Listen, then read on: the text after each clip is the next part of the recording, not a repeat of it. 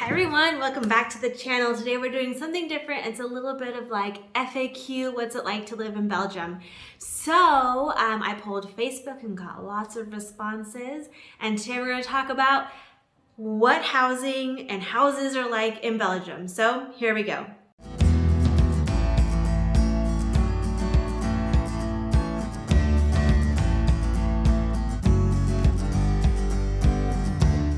All right, so let's talk Belgian housing. So first of all, just be like, this is not an exaggeration. So if somebody says this to you, like be very like, okay, I hear this, I need to understand it and accept it. Things do not go fast here.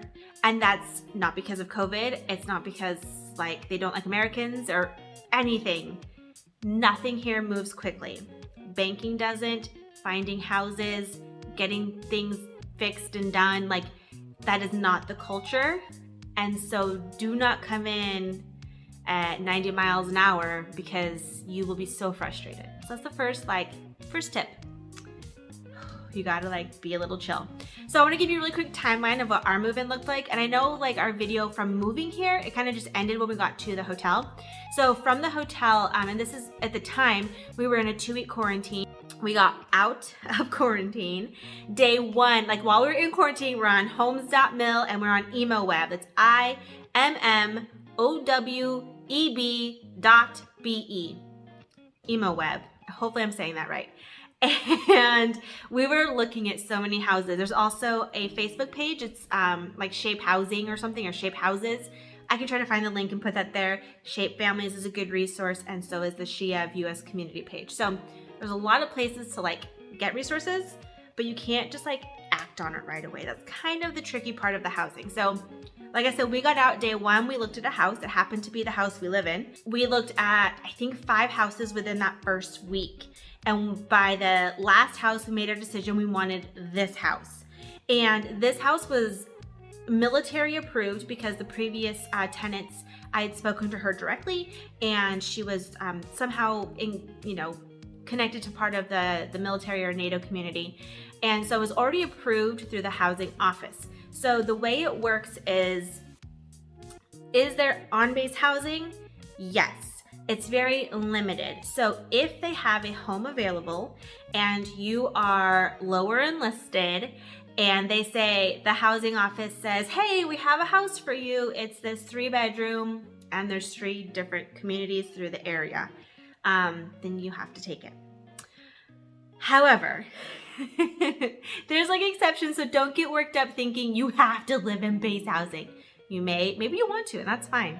There are ways to not live in base housing. My husband is lower enlisted, and when we were here, because of the pandemic, there was no available housing, and a lot of things had changed, and this was right at the restriction of movement, the very first one, and so like people were now staying in their houses longer. So we got an ETP, so we got our exception.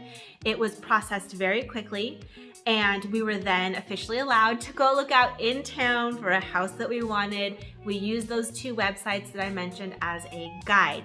The second thing to know about looking for houses and what the homes are like, the photos suck so bad. So can you this is gray. This is a gray wall. It's a grayish blue, whatever. And like the photos of this house were awful. Photos alone, I would have said, no, I am not moving into that house. The photos here, people don't take the time for good photography, and it is mind-blowing. So do not judge a house by the photos alone. You have to go. You absolutely have to go visit these homes. This house is amazing. It is huge. She way undersold the size. The one thing that we conceded on was we don't have a second full bathroom. We do have 2 toilets. We only have 1 full bathroom. For us, it wasn't a big deal because we were living in an RV prior to this. And so hey, now we have 2 toilets. Yay us, right? And so looking at the homes and looking at these pictures, you have to go in person. That's all there is to it. Try to see as many homes as you can. Check out different types. We looked at an apartment that was a top is the 3rd or top floor of a huge complex. We ended up not liking it. It was really small and awkward. We looked at standalone homes. We looked at a house downtown, Mons, in like, not like a condo. I don't know. It was like one of those cool, like part of these awesome, amazing buildings you see everywhere. And there you are just living in the middle of it all. We checked out a home that was one of 3 or 4, so like a row. So typically you may see a row of homes and there's 3 or 4 homes and you're sharing 1 or 2 walls. The home that we picked is I guess a twin home or a duplex, whatever you want to call it. So we have a neighbor on this wall and that's it. The other 3 sides are all ours. Our backyards are fenced and it's brick wall. So there's privacy and we have hedges on the other side. We're also out kind of like in the middle of nowhere, which is awesome. Nowhere. We're 10 minutes to Shape and we're about 10 to 15 to Chievres. So for us, that was perfect. We're close to both places we wanted to be. Anyway, back to my timeline. And it's not quick. I'm so sorry for like this little tangent, but it's a lot of information. So even though we saw this house and loved it our first day out of quarantine, and by the end of the week we knew this was it, we picked it, we let the housing office know, it took forever to move in. So we were in the lodge for a total of 45 days. And if you think of only 14 of that was quarantine, the other 31 days, is my math right, was just sitting and waiting. That's all it was. The housing office is not open every single day. They have limited hours. Sometimes housing debriefs, because you have to take like a class or whatever, is only certain times. It's not every day or every week. Like they have limited hours and that's just how they operate. Again, like deep breaths and understand, no, you cannot go in today and just get stuff done. The reason you want to go through the housing office. First, obviously they speak fluent French. They have very specific contracts made for military or the DoD civilians or NATO people that, ooh, the sun. I mean, I'll take the sun, but wow. Anyway, there we go. And so they have these contracts set up to benefit, I'll just keep saying service member, or you can insert whatever you are, because they have clauses in there for like if you have to leave early, 30 days notice is all you have to give. So a lot of the things, and they can also step in and intervene if there's issues.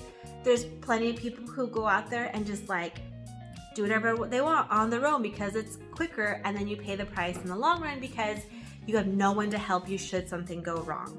So this house is a private landlord. It is not managed by the military. It is none of that. But our contract is through the Shape Housing Office, which I highly, highly recommend. We got a pass for our landlord. He went on base with my husband. They sat in a room, signed contracts, and then you think like, yeah, sweet, it's all signed, move in. No, no, that's not the end of the process. I laugh because it like hurts, but I don't know that it always takes 45 days, but it's pretty common to take 3 weeks to 3 months. I've heard people staying in the lodge forever. Anyway, you then have to have an inspection. This is a third-party inspection. You hire an inspector to come out. He's going to come with you and the landlord. He does speak French and English, which is nice, and he'll come through and they will go through pages and pages, and like it takes hours. So like don't think this is a 20-minute thing. It is at least 3 hours where the inspector comes in and says, okay, there's a scratch, mark it down. Do you see it? Do you see it? You acknowledge it. You're going to fix it, or you're not going to, but then you can't charge them. Okay, do the faucets work? Does the toilet work? Is there all these things? And like everything. At that time, that's when your landlord can explain to the inspector to then relay to you do's and don'ts, right? So for whatever reason, and we don't have a granite countertops, I don't understand the purpose. The landlord told the inspector to tell us, do not use vinegar to clean the countertops. Ta-da. Okay. The reason this all matters, you go through the foreverness of it, you go through the tediousness of it because it is tedious or it seems frivolous or whatever, is because you need the support. You really do want that protection. There are landlords and people who will take advantage of you here, especially knowing you have limited options, especially knowing that you're a rich American, even if you're not, like they just have that perception. I don't know. I think it's a weird perception and maybe it's not true of everyone, but like I've heard that and I'm like, I don't know. Anyway, so even though you've signed the contract and you've done the inspection, there's just a chance that movers can't come the next day or that weekend or whenever. So that may also be delayed. It's a process.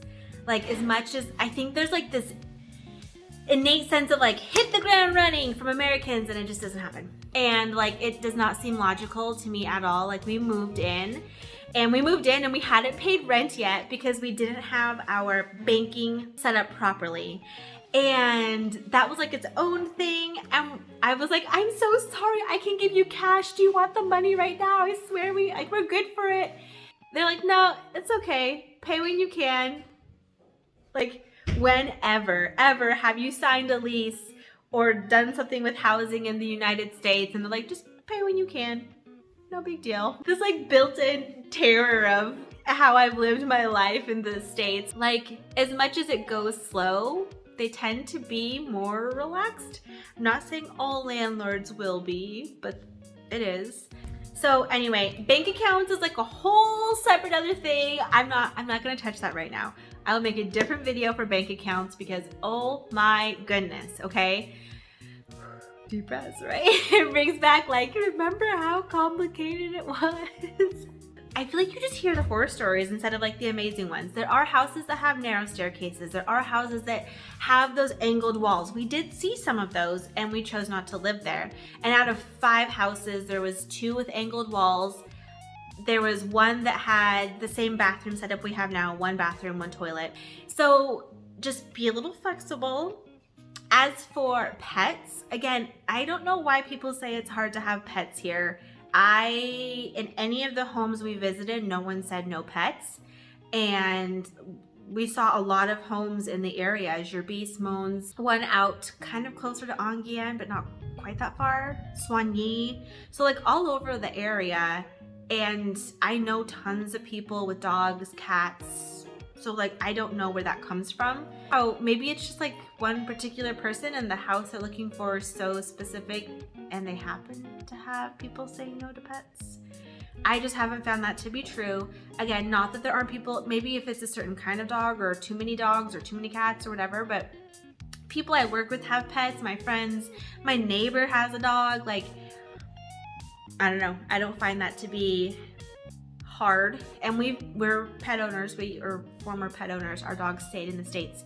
And I mean, I know that that's very, very difficult, or you're paying extra for pets, and I haven't found that to be true, but I have plenty of friends who have dogs and stuff and have had no problem finding a house either. The whole idea or concept that nothing American will fit in your house, that's not true. It's not true. We have a huge U-shaped sofa. We have a huge sofa in here. We actually have more space than we know how to fill, so we're not filling it because like we're already past our halfway point. Our bed is a queen, no problem fitting in there. Plus we have the housing, the wardrobes that we rented. You can rent wardrobes. I wouldn't keep it forever, but you can rent sofas, tables, all of that kind of stuff, beds, until your stuff arrives. So you can rent like lots of household goods while you're waiting, or to like see a space if you want to buy stuff here. But again, I mean, there's my daughter's room. They have bunk beds, it fits fine. My son has a loft bed, it fits fine. Like nothing here is tight. And if you see like awkward spaces, I don't know, pick a different house. Pick different furniture and store what you have, which is possible. Or sell off your bigger furniture and buy smaller stuff. But like we have bought very massive, huge furniture here that I think most people would have been like, oh, it's too big, leave it behind. And like 0 issues with stuff fitting into the house. And it's not just because we bought everything here. We came with nothing because we had nothing, but that's a different story. And I mean, our TV stand is like 7 feet long. Our table is, I think our table is 200 centimeters, whatever that ends up being in feet. It's massive. We have lots of space. Like I can fit, there's a keyboard back here and I'm behind the table. Like, and this is not the biggest house we saw. It's big, but it's not the biggest one we saw. And our friends have all had pretty good sized houses too. Like I haven't been in a home where I was like, oh, too bad you had to ditch all your stuff and buy tiny furniture. Like, I haven't been in any houses like that at all. So I don't know. I don't know if someone in particular just got stuck with a tiny bedroom and a king size bed and couldn't make it work. I'm not trying to I don't want to dismiss the people who've had bad experiences, because I have seen the narrow staircases, or they do the twist and then you're like, how do I get my stuff in and out? And I understand the concern. I totally do, because we're even do we want to take this stuff back because we don't know where we're moving to? And I think it's maybe the fear of not knowing that makes it really hard. And that's why I think you really have to see the houses in person. The photos just suck, and so to imagine your stuff is really, really hard. I feel like our house looks a lot bigger in person than in photos, especially from the road. You could be like, wow, that house is small. It's deep. So the width, it isn't huge, but it's really deep. Or you can just be creative with the space.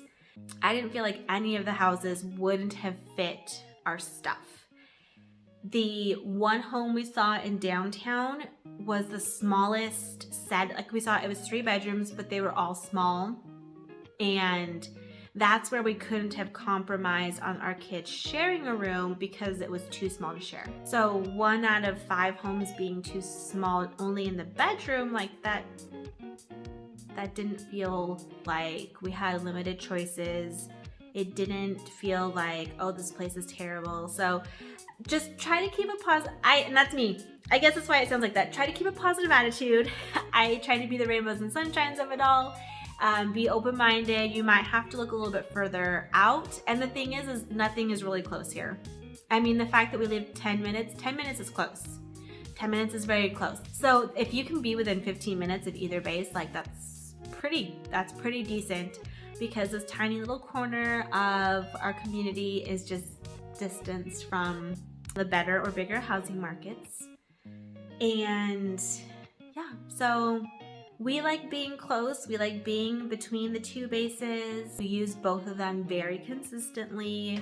All of the American stuff is at Chievres, and then Shape has all of the more European stuff, but also that's where your healthcare is, that's where schools are, that's where in-processing is at. So you will be using both bases if you're an American. So just kind of keep that in mind. Some people don't mind being further out. 30-minute commutes don't bother them, and so you can consider that as well. If you need any kind of recommendations, I will put all of those groups and websites, because I don't know enough about all of the areas to be like, oh yeah, that place is great, and then you get the crap house. I don't know. So thank you so much for sticking around. Hopefully this all helped about how housing works here, what the homes are like. I can do more of a tour of our house. That just wasn't the idea of this video, but I can. And show you around a little bit more. If you have any questions, let me know. Thank you so much for watching. Don't forget to subscribe to our channel, wherever that button's at, and hit the notification bell for when we post new content. Bye.